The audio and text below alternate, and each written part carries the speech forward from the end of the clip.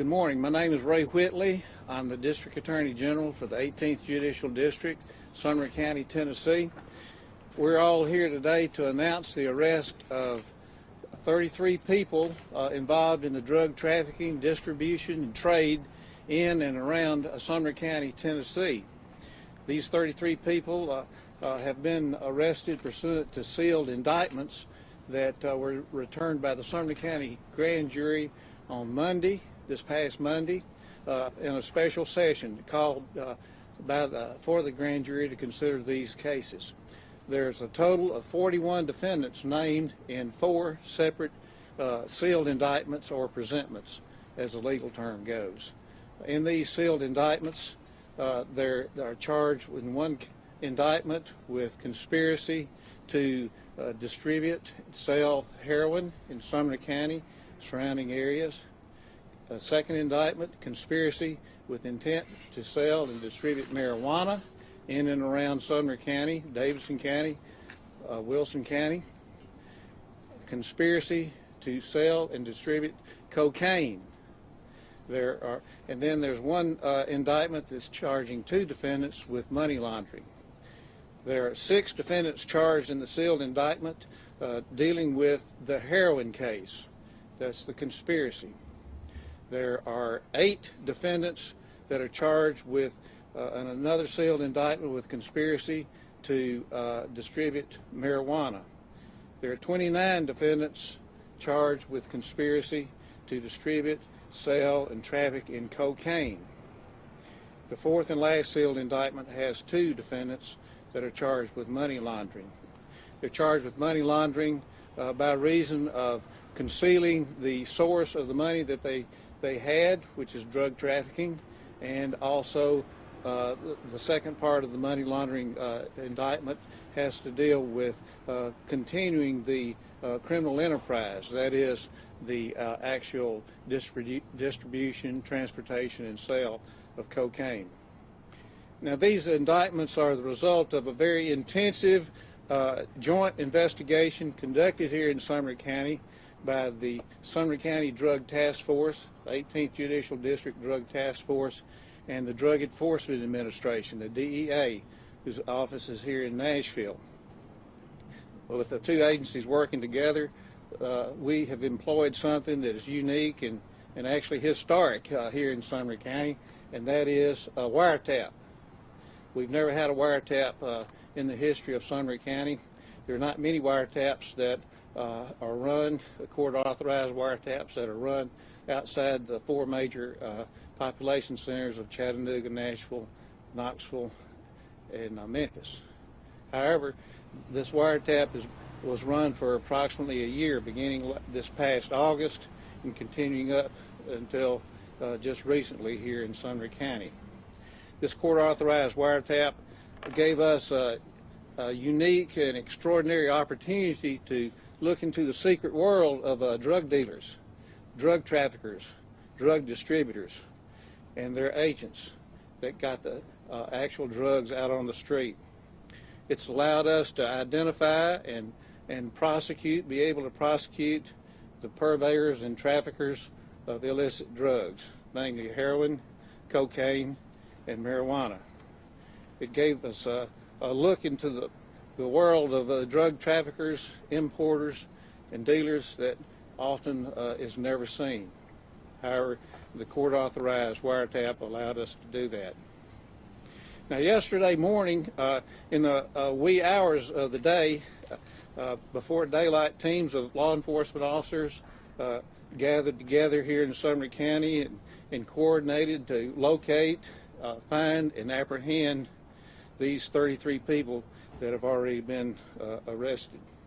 There's 7, actually there's, I believe there's 7 other people that are still yet to be charged. This is a joint operation between state, local, and federal agencies.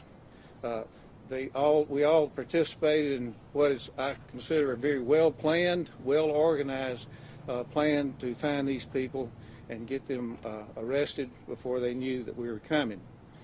There are 17 different agencies involved in this operation yesterday, and there's a great cooperation exhibited among the agencies. And if you'll bear with me, I'm not going to leave out the names of any agency that participated in this. Certainly there's the Sumner County Drug Task Force and the DEA. There was the Gallatin Police Department. There's the Hendersonville Police Department, the Nashville Airport SWAT Team, the Bureau of Alcohol, Tobacco, and Firearms, the FBI, the Lebanon Police Department, Sumner County Sheriff's Office, Millersville Police Department, Goodlettsville Police Department, the Columbia, Tennessee Police Department, Brentwood Police Department, Williamson County Sheriff's Department, Rutherford County Sheriff's Department. 17 different agencies involved in this case, as well as the District Attorney's Office of the 18th Judicial District, of which I'm the District Attorney. In connection with this year-long investigation, there's been drug seizures, there's been property seizures, and there have been guns, and of course there's been money seized. There's well over $230,000 in cash seized, over $200,000 in jewelry and electronics, 27 vehicles seized to this point. There have been guns and, of course, the marijuana and the cocaine and the heroin. Now, each of these conspiracy indictments is a Class A felony. It carries a minimum of 15 to 25 years in the state penitentiary upon conviction, and depending upon any convicted defendant's criminal record, that time could go up to 60 years. 15 to 60 years is the maximum possible punishment for a Class A felony conspiracy to distribute these drugs. They're charged with transporting, distributing, storing, and selling these drugs in and around Sumner County. And as I mentioned before, the surrounding counties, particularly Davidson County and Wilson County. There are also what we call substantive counts. That means counts dealing with actual sales, possession, and distribution of drugs that are added on to the conspiracy count. Many of those are also Class A felonies. Many of these acts occurred within a school zone. That ups the ante as far as the punishment is concerned. If a person is found to be in possession of a felony amount of drugs in a school zone, the punishment is lifted up one class here in Tennessee. Many of you already know that. The money laundering counts carry 8 to 12 years with a possibility, again, depending on any given defendant's criminal record, up to 30 years. The people that have already been arrested and will be arrested in the future have a court hearing set by our criminal court judge, Judge D. David Gay, of September the 5th at 1 o'clock in the afternoon. That's a special arraignment for all these cases. Our grand jury was asked to come in this past Monday to listen to these cases. The presentation was put on by DEA agents and agents of the Drug Task Force, 18th Judicial District, and the indictments were returned under seal this past Monday. And quickly they were put into the hands of the various law enforcement agencies. And again, it was very well organized operation, and that has resulted in these 30 arrests. We expect the others to be arrested very shortly. I have prepared a list of these defendants that have been arrested. I think there might be a couple that are left off of the list, but we can make that up to you later on.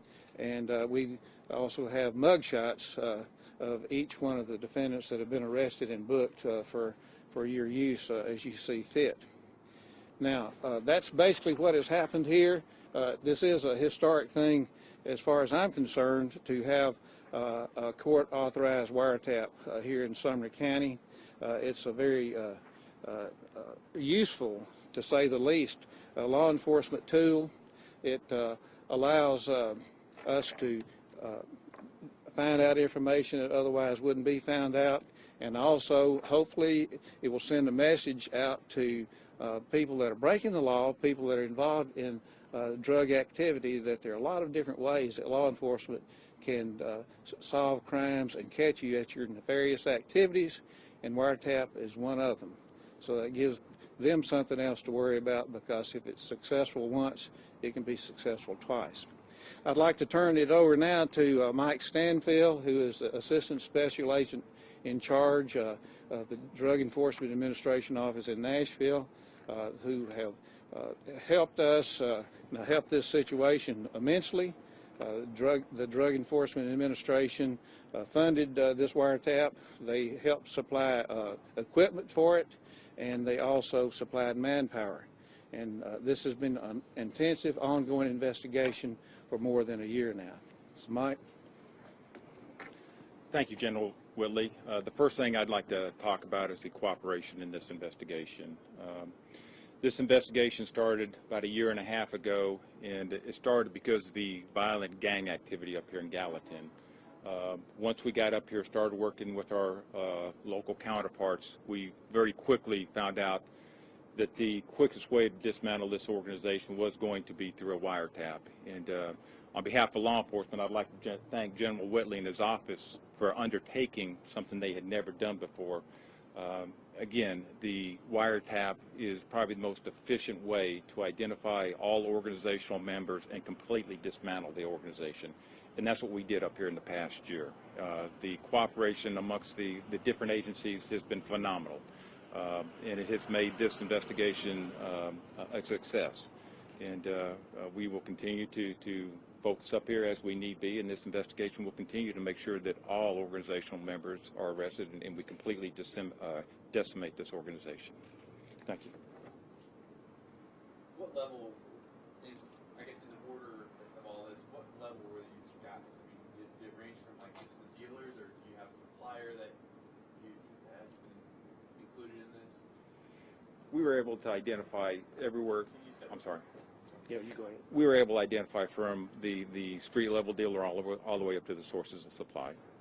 So were they actually bringing drugs into this state and then distributing from here? Is that what you're saying? Some of the sources were from out of state, correct. Certainly the indictments for cocaine and marijuana identified a good portion of this marijuana and cocaine coming from California and from Texas. And certainly the heroin is not produced here in Sumner County, and it came from out of state as well. But as Agent Stanfield said, we have gone from the suppliers, the people that actually are responsible for the drugs being here in the first place, all the way down to the sellers and everybody in between. That's all part of the conspiracy. General, I think a lot of people that look at this and talk about this type of bust on this scale would be expected in a large population center. Can you talk about, in a suburban county, a lot of this county is rural, is that uncommon, or is that how it's shifting nowadays? Just this big a scale and this type of city. Well, I'll speak first, and then I'll let Agent Stanfield speak to it. But Sumner County, of course, is adjacent to Davidson County. Many of these defendants have conducted their activities in and out of Davidson County, transporting drugs from Davidson County into Sumner County. We're in a very large metropolitan area here. In Nashville and the surrounding counties, as we all know, is growing very fast, and unfortunately the crime and the drug activity is growing, and that's the reason that we've attacked this so aggressively. But Mike, you want to speak to that? Thank you. True. I mean, typically what you're going to see on press releases of this sort would be in a major metropolitan area, but as General Whitley talked about, drugs are everywhere, and that doesn't mean that a federal agency is going to just commit their resources to a metro area. We're going to go wherever the drugs are, and we're going to work with our state and locals and help them with the problem. Now, you said you guys had learned a lot from the taps. Did you learn more than just who the people were? Did you learn how they operate and how maybe other organizations like this will operate? I mean, what have we learned from the taps other than who they are? basically, I mean, we don't want to get too much into the wiretaps, but again, the wiretaps are an efficient way to identify the whole organization, how they're working, how they're importing their drugs, and how we can attack them. Did you guys model this off another, like, another police department as like maybe a larger city or something, or is this something that you guys kind of came up together and maybe you will be an example for other police departments in the future, or I guess crime fighting or drug fighting? Well, the DEA is well versed in wiretaps, drug wiretaps. They have a lot of experience, have very experienced officers. The officers that were here assigned to Sumner County to work with the drug task force have a great deal of experience in wiretaps. It's just very unusual because there haven't been hardly any wiretaps outside the 4 major metropolitan areas. I'm not sure whether this is the second one or the third one, but there have been very few. But the drug problem is prevalent everywhere, and as I said before, there's a real spillover effect, so to speak, from Davidson County into Sumner County, and we have tried to address the problem. And it has given us an opportunity to identify the people that are involved. Certainly, without going into specifics, we had an idea of who to look for initially, but we picked up a lot of people that we didn't know at the time. How difficult would it have been to make these arrests and identify these folks without wiretaps? If you had the way you had been doing it in the past? It wouldn't be as nearly successful as it has been. It would have been very difficult. I think the beauty of this operation is, as Agent Stanfield said, is the cooperation between agencies. If you can imagine 17 police agencies with close to 100 officers involved in one operation without you guys finding out about it, and giving us the opportunity to get the large majority of the defendants arrested before they could scatter to the 4 winds speaks volumes in the organization and the professionalism of all of these agencies working together. Since wiretaps are something that you all are saying is key to this, can you clarify without giving too much away? You know, a lot of people think in the movies it's 2 guys in a van sitting outside a house, but in reality, when you have a court order, you have to listen, you know, do it for so many seconds. If they're not talking something pertinent to the investigation, you have to stop and start over again. I mean, it takes a long time to do that, is my point. Can you talk about that a little bit? I mean, what you're talking about is true. I mean, it's called minimization when you do listen to the phone. I mean, you can only listen for so long during certain conversations. But again, it's very labor intensive, manpower intensive, and again, this thing's been going on for a year. So it's not something you're going to get up on one phone and all of a sudden everything's solved. It is going to take a long time to dismantle the organization. I'm certainly no expert on the technology of wiretap, but it's changed over the years. I've seen that as district attorney. It's not a question of listening in on somebody's phone conversation at home on the landline. With the advent of cell phones and drop phones and purchase phones, it's a very technical, very complicated, and very, very labor intensive to find out who has the phones, what the phone numbers are, and how to get court authorization to listen in on those conversations. It's a tremendous amount of work, and it goes 24/7 the whole time that it starts. As far as the impact of taking drugs off the streets here in Gallatin and in Sumner County, can you speak to what effect you think this would have to taking the drugs off the streets?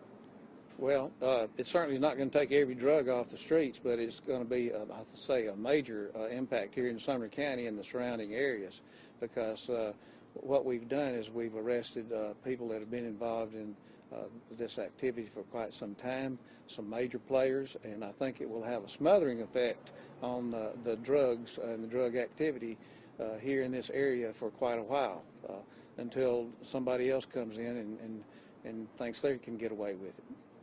Can you talk a little bit about the gang involvement and how big that was in this?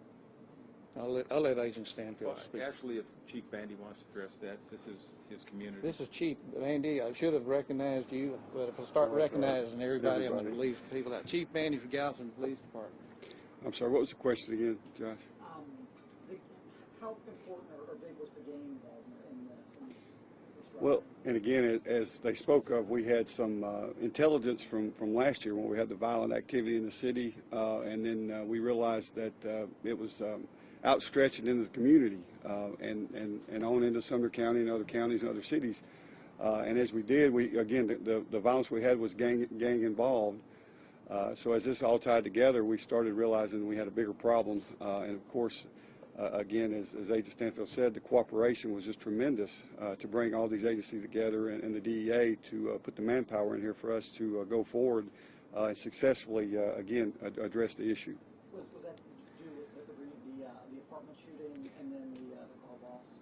Yeah, there were some things, not saying too much, but there were some things that we got out of that allowed us to go forward and start putting the pieces of the puzzle together. Thank you.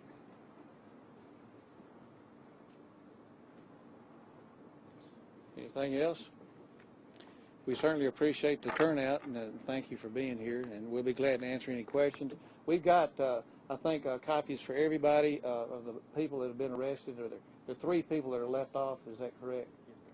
All right, there are 3 names that are not on this list, but we have 30 people that have been arrested with their mug shots and their names and what the charges are for your benefit. What are the other 7 being potentially charged with that are going to be, that still need to be arrested? Well, since they hadn't been arrested, we can't mention names and can't go into those details. We can only do that after we get our clutches on them. Do you think it's possible to have those mugshots emailed, or can we just request that from the jail? I think you probably should request that from the jail like you normally do. They'll be glad to do it. It's been a big tax on the jail to accommodate all these people at one time, but Sheriff Weatherford has done a great job with his people to accommodate us, so they'll be glad to accommodate each of you. Are they all still in jail now, and do you know what the bond amounts are? Their bonds, I think they range anywhere from $2,500 to $1 million, and everything in between. There's some significant bonds. What is the $1 million, what would they be charged with if it were $1 million? Well, just what we've been talking about. We're talking about the big fish and the smaller fish. Anything else? Thank you very much.